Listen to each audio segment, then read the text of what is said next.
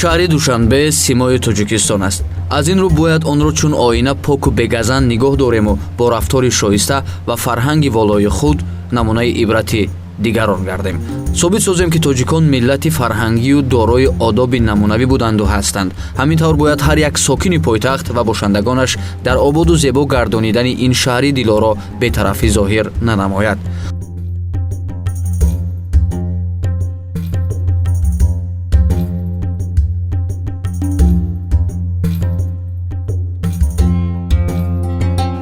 аслан донистани қадру қимати зан модар ва бузургдошти рисолати ӯ қарзи ҳар як фарди ба ору номус аст.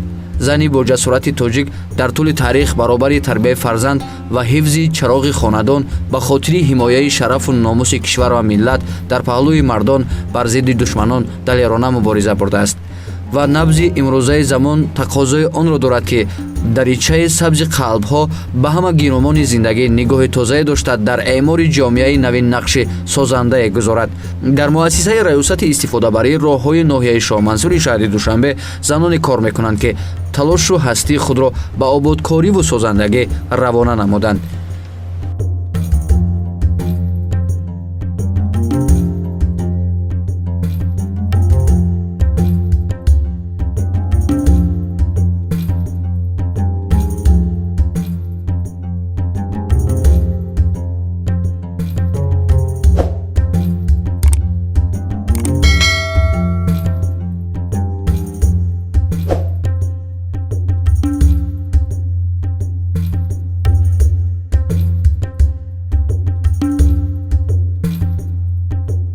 ин зан олим нест, шоир нест, ашрофзода ҳам нест, балки оддӣ, хоксору самимӣ ва соддатару мардумитар карда гӯем Кучаруб аст.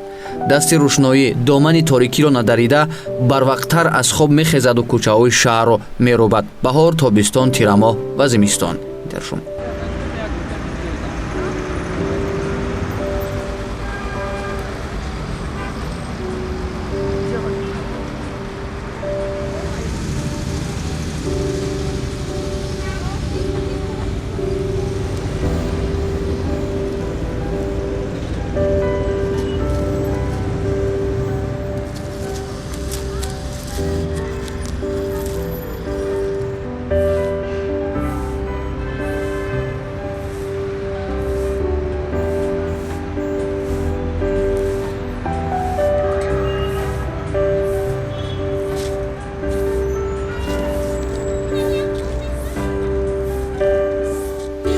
турғуной ҳабибуллоева аз зумраи заноне ҳаст ки дар тозаву обод нигоҳ доштани шаҳри душанбе саҳмгузор асту мегӯяд аз кори интихоб намудааш пушаймон нест.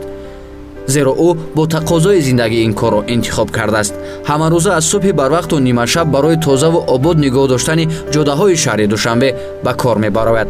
ӯ мегӯяд бо ду фарзанд аз шавҳар ҷудо шудааст. шавҳарам барои фарзандон алимент намесупорад. оилавӣ омада будем, як кӯдак доштем, омадем даиҷа шум арахри кард, чӣ кард, ҷавоб надод, нигаҳам накард. баъд ҷудо шудем. бо ина духтари димагӣ ма як сола ба ҷудо шудам. ина тӯли 3 сол шуд кор мекунам. хай ҳиҷора мешинам, пули квартира, пули ҳамаи чиз нахадам ҳисобиам кор метавонам. турғуной ҳабибуллоева иҷоранишин асту соҳиби ду фарзанд. ӯ ҳамарӯза пеш аз оне ки ба кор меравад барои ин дусрӯякони нозанинаш аввал як пиёла чой медиҳаду бо муҳаббат сарашонро сила менамояд. фарзанди калонияш мактаб агар вақт барои модараш имкон дод ӯро мактаб мебарад, агар не фарзандашро таъкид менамояд ки дар мактаб нағз хонад. ҳини наворбардорӣ ҳам мо дар хонааш будем ки ӯ бо навозиши пур аз муҳаббати модарона ва омода кардани як пиёла чой ҳамроҳи кӯдаконаш хурсандӣ мекарду онҳоро насиҳат менамуд. дар ин баробар кӯдаконаш бо завқи беандоза ба модар шеърхонӣ мекарданд ки воқеан ҳам дунёи аҷибе буд.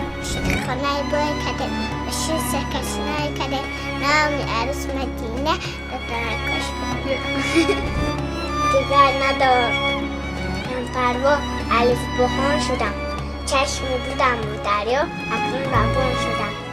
پس چند لحظه صحبت و صمیمیت مادرانه турғуной سری پسرش رو سیله کرد و او رو برای در مکتب نغز خواندن تلقین نموده، لباس کاریش رو به بر نموده، جاروب رو به دست گرفت و سوی کار روان شد. بچم 8 ساله های مکتب میره، این صنف یک میره. دخترم 6 ساله خیلی همسایم نگاه میکند. турғунӯй ва ҳамроҳонаш додашудаи кори худ ҳастанд. ҳар кадомашон қитъаи муайяни худро доранд ва агар участкаи вайро иваз карданӣ шавӣ гӯё ҳавлияшро иваз кардӣ, намехоҳанд ҷои худро ба ҷои дигар иваз конанд. умуман дар кори худашон бисёр содиқанд.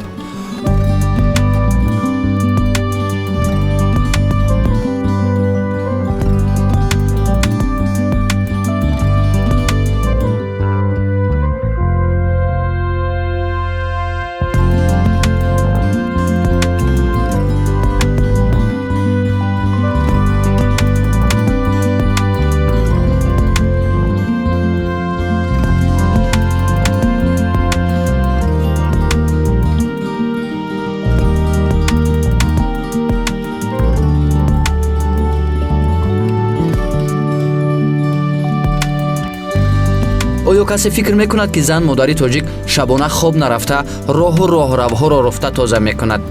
Не, мо фақат саҳаргоҳон занҳои роҳрӯбро дар зери дарахтон мебинем ки аз кори зиёд хаста шуда ҳама сарҷам чой менӯшанд. турғуной аз умраи ҳамин гуна занҳост. мегӯяд шабона ҳам кор мекунад то фарзандони хурдсолаш дар ҷодаҳои зиндагӣ азият накашанд. шав соати 10 кор меброем то 12 кор даем, 8 саат то 12 кор даем. хаймиём гудак ма мактаб рой мекунам, бо миём гудаком хонада хатиду гудак хай зиндагӣ мекунам. турғуной ҳабибуллоева мегӯяд ки барои мо занҳои Кучаруб ҳамасола раиси шаҳр муҳтарам Рустами Эмомалӣ кӯмак мекунад ки он дар як сол 2 маротиба сурат мегирад. ин иқдоми раиси шаҳр чун анъана бахшида ба рӯзи модар ва иди байналмилалии Наврӯз роҳандозӣ гардидааст ки тӯли 3 сол аст ҷараён дорад. дар як сол 2 бор премиямо метия 8 мартмон падарка метиямо. тӯли 3 сол ойлукомон падаркаомон ҳамаша гирифтаистем. хай як солда 2 бор премия 1000 сомӣ метиямо робарати шаҳр.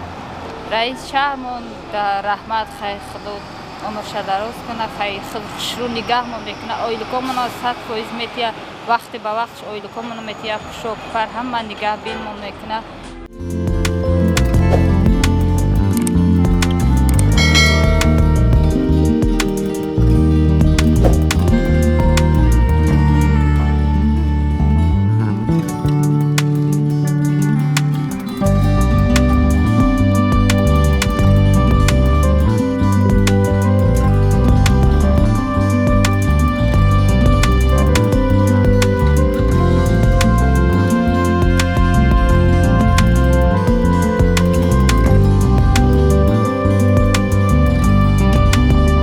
дар баробари ин зани тамизкор дар муассисаи раёсати истифодабарии роҳҳои ноҳияи Шоҳмансури шаҳри Душанбе зиёд занҳо кор мекунанд ки онҳо ҳамеша кӯчаву хиёбонҳои шаҳрро тозаву обод нигоҳ медоранду бо гулу гулбутаҳои зебо ором медиҳанд.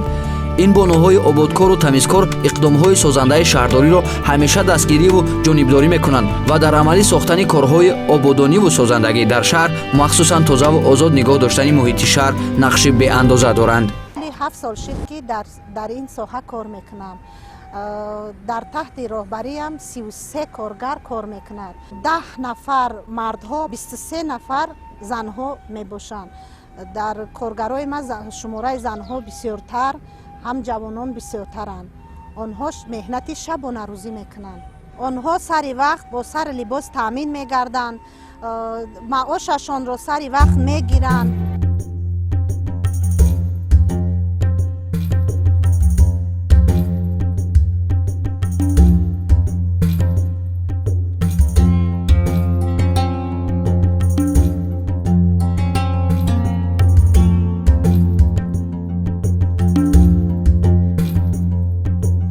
вақте ки мо ҳамарӯза дар кӯчаҳои шаҳри Душанбе қадам мегузорем, гулгашту хиёбонҳои шукуфони он ба дили мо шодию фараҳ мебахшад. мардуми шаҳр пайваста барои ободии шаҳр ва тозагии он кӯшиш мекунанд. ҳар сол барои боз ҳам зеботару дилчасптар намудани кӯчаи хиёбонҳои шаҳр дар фасли баҳорон ниҳолу дарахтони ороишӣ гулҳои рангоранг мешинонанд.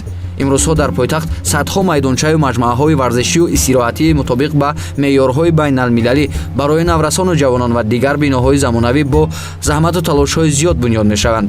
набояд фаромӯш кард ки яке аз одатҳои хубу азалии мардуми тоҷик тозаву озода нигоҳ доштани кӯчаву маҳалҳо, даҳлезу роҳравҳо ва атрофи бинои истиқоматӣ мебошад. тоҷикон аз қадим суннате доранд ки субҳро аз тозаву озода гардонидани атрофи манзили истиқоматӣ ва назди дарвозаи хеш оғоз менамоянд. пас биёед ба қадри заҳмати онҳое ки шабу рӯз дар поккории шаҳри душанбе пойтахти ҷумҳурии тоҷикистон саҳм мегузоранд бирасем ва мададрасони онҳо бошему шаҳри душанбе намудаи ибрате барои шаҳрдорони дигар бошад.